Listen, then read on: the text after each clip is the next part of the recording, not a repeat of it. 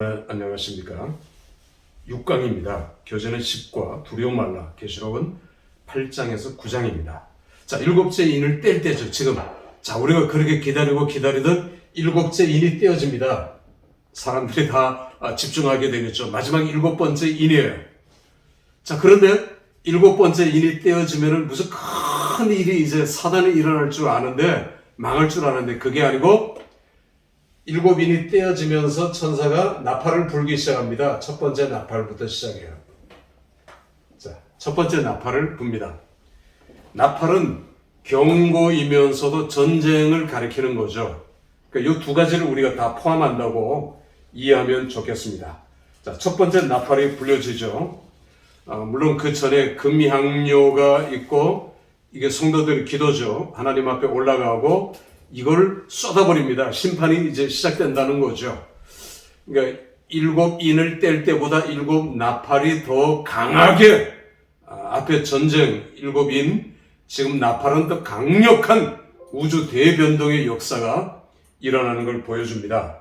자, 첫 번째 나팔을 부니까 피 섞인 우박 불이 땅에 쏟아지고 3분의 1이라는 말은 전 지구에 이렇게 나눠서 3분의 1이라기보다도 여기저기 3분의 1이라고 보는 게 더 타당할 것 같습니다.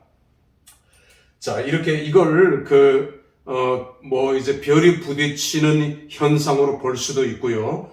또 하나, 전쟁이 일어나서 불에 타는 그런 모습으로도 비춰질 수 있습니다.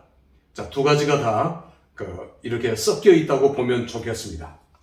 자, 두 번째 천사가 나팔을 부니까 불붙는 큰 산 같은 게 바다에 이렇게 던져지죠. 어떤 유성일 수 있고요. 그런 어떤 이제 우주의 큰 별일 수 있을 것입니다.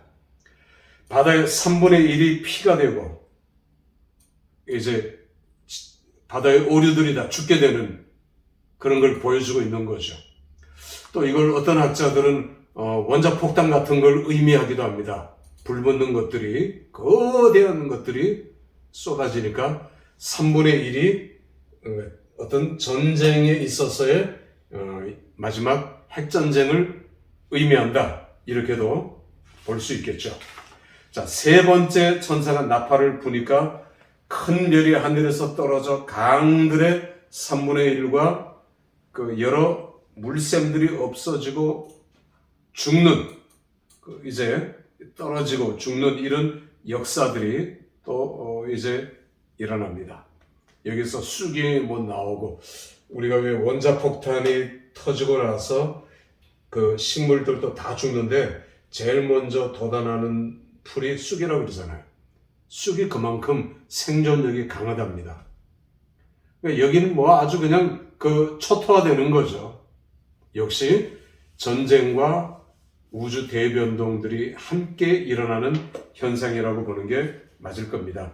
네 번째 천사가 나팔을 부니까 역시 계속 3분의 1 빛을 잃고, 또 네 번째 천사가 나팔을 부니 해 3분의 1이 이제 침을 받아 어두워지고 밤도 그러하고, 천사가 날아가면서 화 세 번은 강조하는 거죠.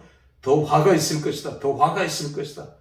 그런 식으로 점점 나팔 소리와 함께 가속도가 붙어나가는 걸 보여줍니다. 이게 8장이에요. 자, 9장으로 넘어가 볼까요? 9장을 보면 이제 양상이 바뀌어집니다.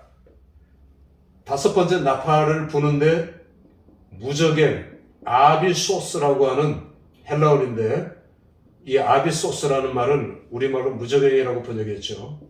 무적행은 말 그대로 바닥이 보이지 않는, 바닥이 없는 굴이에요. 갱도예요. 여기에서 이제 누가 튀어나오느냐 하면 사탄이 나와요. 그러니까 재림 직전입니다. 재림 전에. 자, 재림. 우리가 전 3년 반 7년 대관람 가운데 고통을 당하고 있지만, 이 전 3년 반 7년 대환란 중에 전 3년 반이 끝나갈 무렵에, 다시 말해서 재림 직전에 무적행에서 사탄이 올라와요. 그래서 성도들을 쏘고 더 괴롭히고 더 못살게 굴고 더 고난과 핍박고 환난이 우리에게 다가와요.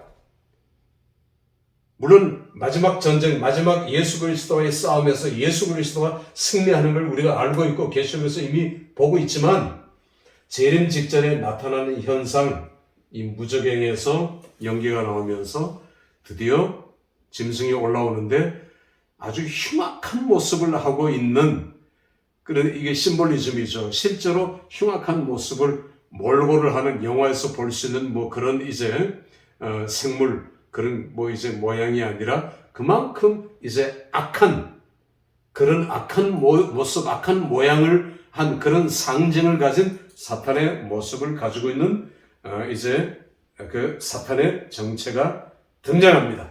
큰 풀매의 연기 같은 것에서 이제 사탄이 올라오고 있는 장면이 우리에게 보여주고 있죠.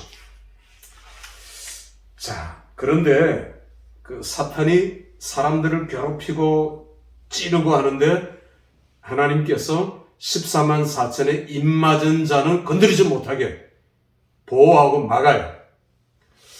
출애굽을 할 때에 이제 그 어린 양의 피를 받은 집은 보호하잖아요. 못 건드리잖아요. 이거하고 똑같습니다. 못 건드리는 거예요. 이런 걸 이제 그 5번째 나팔에서 보여주고 있다는 것입니다. 하나님의 보호, 14만 4천의 입맞은 자들의 숫자를 하나님께서 지키고 있다는 것. 11절에 보면 이 사탄의 정체를 이제 히브리음으로 아바돈, 헬라음으로 아볼로온, 파괴자라는 것입니다. 파괴자. 사탄은 늘 파괴자예요. 그리고 침소하고 그리고 사람들을 분열시키고 참소하는 거짓말을 이제 집어넣고요.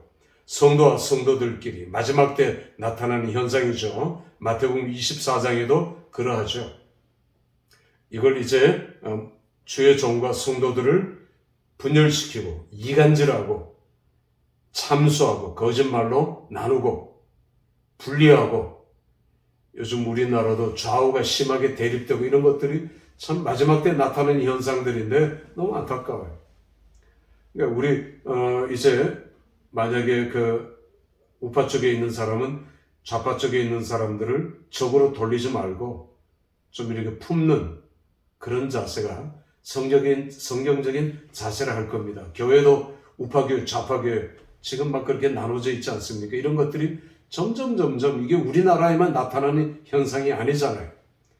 미국은 우리보다 더해요. 총질하고 죽이고 하잖아요. 미국의 그 짧은 역사를 가진 미국이 남북전쟁 때부터 지금까지 남과 북에 보이지 않는 미묘한 그리고 인종차별주의 이런 것들이 오늘 남아있다는 것입니다. 자, 13절을 보면 6번째 천사가 나팔을 붑니다. 여기서 음성이 들리죠. 14절입니다. 드디어 아마겟돈 전쟁의 어떤 징조가 보입니다. 아직 시작은 아니에요. 그러나 여기서 이제 그 유프라테 강에서 결박한 천사들을 놔주라. 이런 것들이 이제 일어나서 그 군대를 이제 모으게 되죠. 그런데 그 숫자를 2만만이라고 하잖아요. 2만만. 물론 우리가 이걸 문자적으로 2만에 곱하기 만은 2억입니다. 이걸 문자적으로 해석하면 안 돼요. 그러나 2만만, 2억 그렇게 많은 셀 수 없는 무수한 군사가 마지막에 일어나는 겁니다. 이게 아마겟돈 전쟁의 소막이에요. 여러분, 저는 그래서 이제 러시아와 중국과 이란, 중동, 북한 이쪽을 주의 깊게 봅니다. 결국 이들이 연합하면 그런 엄청난 군대 숫자를 모을 거예요. 그리고 이스라엘과의 이런 이제 그 연합군들과의 그 어떤 이제 갈등, 전쟁. 그런데 우리가 점점 더 강하게 느끼잖아요. 지금 러시아 우크라이나 전쟁에서도 역시 마찬가지고요. 이게 뭐 중국은 대만 공격한다 하죠. 북한은 남침한다 하죠. 전 세계적으로 나토는 나토대로 힘을 모으고 역시 한국도 거기에 같이 힘을 모으게 될 겁니다만 미국 나토. 또 적대 세력, 이런 것들의 움직임을 우리는 예의주시해야 할 필요가 있습니다. 그러나 주의해야 될 것은 현상학적인 것을 가지고 너무 단정짓지 마라. 처음 컴퓨터가 나올 때 그걸 적거리 수도다 막 이랬거든요. 네, 아니지 않습니까? 유럽의 연합이 처음으로 결성되었을 때 이게 이제 적거리 수도다. 네, 아니잖아요. 현상학적인 것, 눈에 보이는 것만 보고 단정을 쉽게 지으면 안 돼요. 우리가 실제를 보고 아주 냉정하게 판단을 해야 합니다. 자, 주의해야 되겠고요. 이런 2만만의 어마어마한 군대가 이제 아마겟돈 전쟁을 일으키는 그런 모습, 시작입니다. 이런 시작의 모습을 보여주고 있죠. 그리고 이제 계속해서 성도들은 고난을 겪고 있고, 여기서 불택자들은 끝까지 회개하지 않는 모습을 나눠주죠. 여기서 택자, 하나님의 택한 백성은 회개하고 돌아옵니다. 어떤 경우라도. 그러나 불택자라는 우리가 어떻게 할 수 있느냐 하면 끝까지 부인하고 저주하고 대적해, 하나님을 대적하는 그런 사람들이 있잖아요. 그 사람들은 불택자들입니다. 여러분, 오늘 이 강의를 마치면서 우리가 두려워할 필요도 없고 위대한 승리자가 누구냐라는 것도 우리가 배웠고, 그러므로 깨어있어야 된다. 이런 것들을 살펴보았습니다. 이번 강의를 이렇게 마치도록 하겠습니다. 수고했습니다.